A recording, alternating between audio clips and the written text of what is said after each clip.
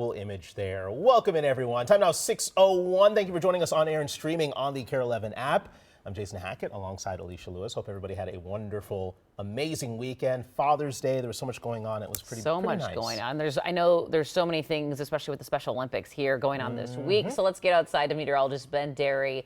In this morning, a lot to happen this week. Yeah, that's right. It looks like for the most part, weather should play ball. The only question mark is going to be on Tuesday. That's kind of our only bump in the road, with showers and thunderstorms looking more likely in the afternoon and evening. We'll talk more about that just ahead, but let's get you outside this morning. It's nothing but clear sky around the Twin Cities. We're going to see a lot of sunshine today, one of the longest days of the year, with the summer solstice happening yesterday. Some clouds increasing across north central and northwestern Minnesota, but again, a mostly dry and kind of seasonably cool start to the work week. Temperatures starting off outside that metro core in the upper 40s to lower 50s. Right now, MSP is at 57 degrees. So again, lots of sunshine today. Temperatures peaking near 80, but overall cooler temperatures for most of the rest of the work week. We'll have a closer look at that just ahead. But first, let's get a look at the roads with Cece. Good morning.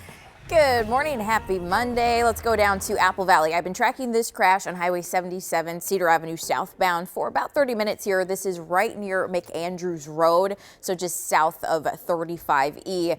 You see here that left shoulder, left lane is blocked. Crews clearing up this debris here on the left shoulder, and a tow truck is on the scene now. So this situation should be clearing up here soon, but a situation you should watch out for as you make your way into the city of Apple Valley and south toward Lakeville. Folks staying right as they pass it. The only thing I'm seeing out there right now, though, things have been pretty quiet out there. Traffic flow not impacted right now either, so you don't need to add any extra time.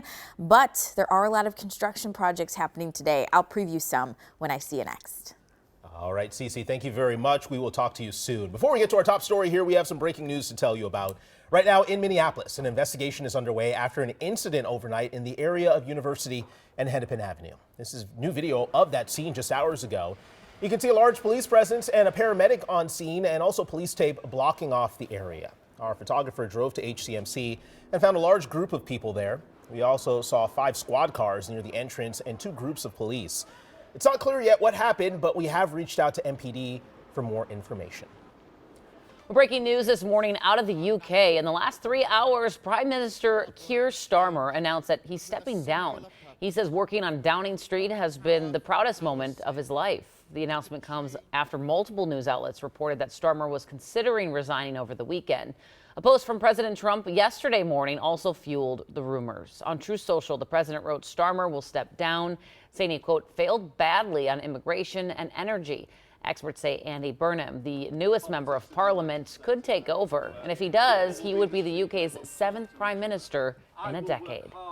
Let's turn back to our top story now. A heads up this morning to anyone heading to Target Field to watch the Twins take on the Dodgers. That's right. Hundreds of concession workers are expected to walk off the job tonight. Our Megan McPherson's in studio with more on these impacts. Megan, good morning. Good morning. Yeah, so first pitch is at 6:40 tonight as concession workers start a one-day strike. Contract talks with Delaware North remain at a standstill. The workers are represented by Unite Here Local 17, which says this is the first strike ever at a major league stadium in Minnesota. And at the center of this debate, employees are demanding higher wages, affordable health insurance, and stronger job protections. Many of the workers telling us their pay has not kept up with the rising cost of living. Now, earlier this month, the union leader said that fans should bring their own food to tonight's game, warning concessions could be impacted.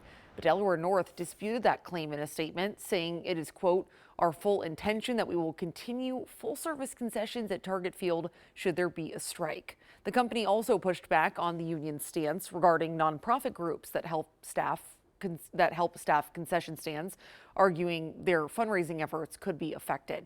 And both sides argue that both sides accuse the other of canceling meetings and failing to engage in negotiations.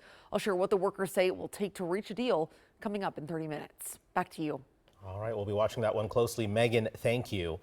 Right now, Minneapolis police are searching for suspects in connection with a deadly shooting over the weekend. This happened early Sunday morning on Lindale Avenue near the Wedge Co-op in South Minneapolis. This is video from that scene.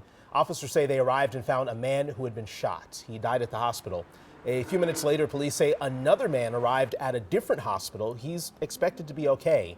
Police say they believe one group shot at another in a parking lot Anyone with information is asked to call NPD.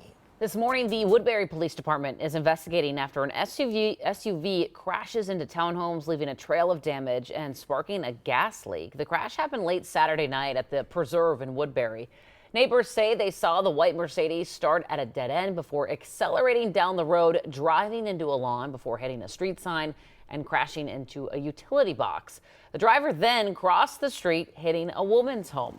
After the crash, Earl says that she heard hissing and smelled some gas. She then grabbed her 9-year-old son and evacuated. My light fixtures on the upstairs fell off of the ceiling. That's how hard it hit the house. He has teddy bears sitting right next to where they came in, because that's where he sits. So it's just scary to think what could have been. Oh, crazy. Xcel Energy says that damage to the natural gas meter forced about a dozen people in 4 adjacent townhomes there to evacuate. Neighbors say after the crash, the driver went on to hit a light pole before crashing into another house. Police say the driver was taken to Regions Hospital for evaluation, and they're investigating the cause of the crash.